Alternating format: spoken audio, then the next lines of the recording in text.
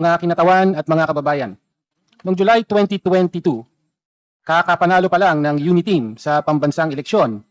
Bago pa man uminit ang kanyang upuan, humingi na agad si Vice President Sara Duterte ng confidential funds sa Malacanang. Sa kabila ito ng katotohanan ayon sa tradisyon at batas, walang CF, confidential funds, ang Office of the Vice President at lalong walang CF ang Department of Education. Ngunit, dahil panahon pa yon ng UNITEAM, ang alyansang binuo para sa pag-isa ng ticket ng Marcos at Duterte, hinugot ng Pangulo ang 125 million pesos mula sa kanyang discretionary fund, yung tinatawag na contingent fund, para ibigay sa kanyang vice. Noong December 20, 2022, inisyu ng DBM ang cheque sa Office of the Vice President. At sa loob lamang ng 11 araw, sa gitna ng Pasko at Bagong Taon, inulat ng OVP na simot na ang 125 million pesos. 125 milyong piso nilustay sa loob ng 11 araw. Insulto ito sa milyong-milyong Pilipinong nagkukumahog araw-araw para lamang may maihain sa kanilang hapagkainan. Hambog na pananahimik at pag-iwas o asal pusit ang naging tugon ni Vice President Sara Duterte nang usisahin ito ni ACT Teachers Representative Franz Castro na ngayon ay complainant na noong 2023 budget deliberations. Ngunit, hindi masusupil ang katotohanan. Ang Commission on Audit mismo ang naglabas ng Notice of Disallowance para sa 73 million na pondo ng CF. At sa pagpapatuloy ng investigasyon ng Kamara, tumambad ang mas malawak na anomalya. Aabot sa 612.5 million ang kabuuang CF o Confidential Fund ng OVP at DepEd na nakabalot ng duda mula 2022 hanggang 2023. Nakakita tayo ng mga dubious accomplishment reports at mga peking resibo. Sino ang makakalimot kay Mary Grace Piatos? Isang pangalang hindi matatagpuan sa kahit anong record ng gobyerno ngunit ginamit para pirmahan ang paglabas ng pondo ng bayan. Ito ay isang malinaw na panloloko at pambabastos sa proseso ng audit. Batay sa mga ebidensyang ito, maliwanag na dapat ma-impeach si Vice President Sara Duterte sa batayan ng betrayal of public trust dahil sa sumusunod. Una, gross abuse of discretionary powers sa paggamit ng mahigit 612.5 million na pondo. Pangalawa, gross disregard of transparency and accountability sa pamamagitan ng pag-utos sa mga tauhan niya sa OVP at DepEd na gumawa ng mga peking dokumento, accomplishment reports at resibo. At pangatlo, dereliction of official duty dahil sa harap-harapang at paulit-ulit na pagtanggi sa oversight powers ng Kongreso. Sa harap ng mga akusasyong ito, anong naging tugon ng Vice Presidente? Paiba-iba, pabago-bago. Noong una, sinabi niyang ginamit daw ang confidential fund para sa national security at counter-insurgency dahil magkaugnay daw ang national security at education. Nang magbitiw na siya sa gabinete, sinabi niyang ginamit daw ang pondo para imbestigahan ang anomalous laptop deal sa DepEd na tagumpay o outstanding accomplishment. Ang tanging markang iniiwan niya sa kanyang unang pagkakataon sa ikalawang pinakamataas na opisina ay ang pinakamalaking anomalya sa confidential funds sa kasaysayan ng bansa. Hindi politika ang paniningil sa 612.5 million na pisong winaldas na pondo. Hindi politika ang paghingi ng hustisya para sa mga guro, estudyante at mamamayan na pinagkaitan ng edukasyon at ibang serbisyo dahil dinala ang poldo sa winaldas na confidential fund. Ang tunay na politika, pamumulitika, ay ang paggamit ng posisyon para protektahan ang sarili mula sa pananagutan. Public office is a public trust. At kapag ang tiwalang yan ay nilapastangan, kapag ang kaban ng bayan ay ginawang personal na piggy bank, wala nang ibang nararapat na hatol kundi ang pagpapatalsik. Kaya dapat siyang ma-impeach. Maraming salamat po.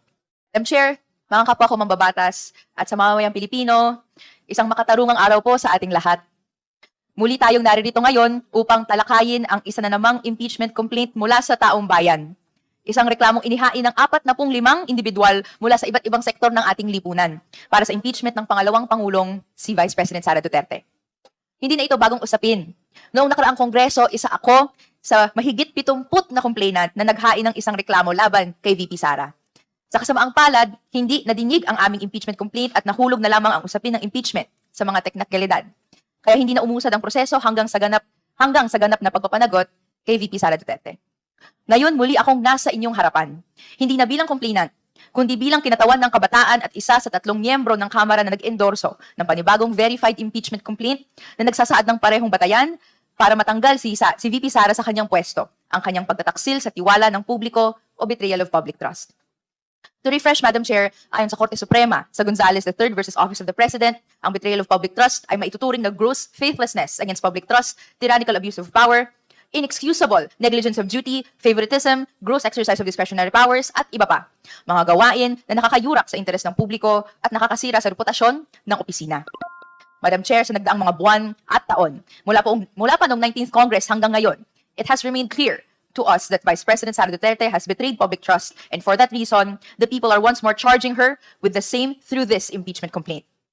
Ano-ano mga ginawa niya na may tuturing na betrayal of public trust? Madam Chair, 3 po ang nakita nating mga kagagawan or 3 acts. Now, to summarize just very briefly, number 1, inabuso ni VP Sara Duterte ang kabuoang halaga ng 612.5 million pesos of confidential funds sa OVP at sa Department of Education mula noong 2022 hanggang 2023. Breaking it down, that's 125 million pesos in 11 days back in December of 2022, and another 375 million pesos in the OVP and 112.5 million pesos in the Department of Education in 2023. Hindi pa rin nasasagot hanggang ngayon kung paano ginastos ang pondong ito, na kahit confidential in nature ay questionable o kaduda-duda pa rin sa pamantayan ng gobyerno. Pangalawa, kaugnay sa pagiging kaduda-duda, isiniwalang bahala din ni VP Sara Duterte ang mga prinsipyo ng transparency and accountability dahil direkta niyang may mga inutos sa kanyang mga tauhan ang paggawa ng mga gawa-gawang dokumento at accomplishment reports kuno para pagmukhaing may pinatutunguhan ang limpak-limpak na pondo na nilaan sa kanyang opisina. Dito natin natimbog ang mga katulad ni Mary Grace Piatos at iba pang peking pangalan na tumanggap umano ng confidential funds. At panghuli, inabandona ni VP Sara Duterte ang kanyang tungkulin bilang halal na opisyal dahil binasta-basta niya ang otoridad at responsibilidad ng Kongreso na imbestigahan ang budget ng kanyang opisina. Sa mga sumunod na panahon, habang dinidinig ng Kamara ang budget ng OVP, mulat siyang umabsent sa budget hearings at umiwas sa pagsagot sa mga tanong na nagsisiyasat sa kung paano ginastos ang milyong-milyong piso at magkano rin ang dapat ilaan sa mga susunod na taon given yung track record ng spending. Madam Chair, anong ehemplo at mensahe ba ang pinapakita nito sa kabataan? Na ang pondo na dapat napupunta sa edukasyon, sa pagde-develop ng kabataan, ay nilustay ng dapat namumuno nito? Hindi po katanggap-tanggap. Madam Chair, sinaad po natin itong lahat sa reklamong naglalahad ng mga aligasyon o facts constituting betrayal of public trust. Ang complainants ay sumumpa din na nakabase sa personal knowledge or authentic records ang mga nilalaman ng reklamo. Sufficient in form and substance therefore ang reklamo, kaya wala pong rason kung bakit hindi dapat ito tumuloy-tuloy sa hearing proper. Higit pa sa mga technical na kahingian, matagal nang hinahanap ng taong bayan ang pananugutan ni VP Sara Duterte sa kanyang mga ginawa na nakadetalye sa mga reklamong nakahain laban sa kanya ngayon. Malinaw ang mga ang panawagan ng taong bayan. Ituloy ang proseso ng impeachment hanggang sa tuluyan siyang mapanagot. Kaya nung simula hanggang ngayon, hanggang dulo, this representation and the Filipino youth will be here, working, laying down the truth, and clamoring for justice, hanggang makamit natin ang pananagutan at hustisyang deserve ng mamamayang Pilipino. Dito po nakataya ang kinabukasan namin. Papalagpasin ba ng kamarang ito ang mga malalim at maraming aligasyon ng korupsyon? O magiging masusi sa pag-imbestiga at syempre ituloy-tuloy ito hanggang makamit yung tunay na pananagutan. Madam Chair, this impeachment has been long overdue. So allow me to reiterate, bilang mga mambabatas, hindi dapat tayo matakot na ungkatin ang katotohanan at panagutin ang mga nasa katungkulan. Ang hiling ng kinatawang ito, let the Filipino people who suffered from disasters and lacking basic social services because of misuse and abuse of public funds see their day in court. Let the Filipino people repose their trust in a public office that deserves it and does not betray it. It is no surprise that the following call has saturated the streets nationwide in the past weeks. Marcos Duterte, walang pinag-iba, parehong kurakot, pahirap sa masa. And so we, the Filipino youth, echo the call of the people. Lahat ng kurakot, dapat managot mula sa baba hanggang sa tuktok. Thank you, Madam Chair, for your indulgence, and I also wish to extend the same courtesy to also my fellow co-endorser, Representative Sara Elago. Thank you, Madam Chair. Thank you, Honorable Con. Now we recognize the Honorable Sara Elago. Maraming salamat, Madam Chair. At isang makabayan at palaban na pagbati sa lahat. Ang Gabriela Women's Party ay buong paninindigang iniendorso ang Castro et al. Verified Impeachment Complaint laban kay Vice President Sara Duterte. Ayon sa Verified Impeachment Complaint, batay sa betrayal of public trust at batay sa mga dokumento at testimonya sa mga pagdinig kung saan nalantad ang paggamit ng confidential at intelligence funds, malinaw na ang Vice Presidente ay may buong otoridad, may buong kaalaman sa pagpapalabas, paggamit at pag-uulat ng mga pondong ito. At kung may otoridad, may kaakibat na ganap na pananagutan. Malinaw na batayan ng betrayal of public trust ang pang-aabuso sa diskresyon sa 612.5 million na confidential funds mula December 22 hanggang third quarter ng 2023. Sinong makakalimot sa 125 million na confidential funds na ginastos lamang sa loob ng 11 araw?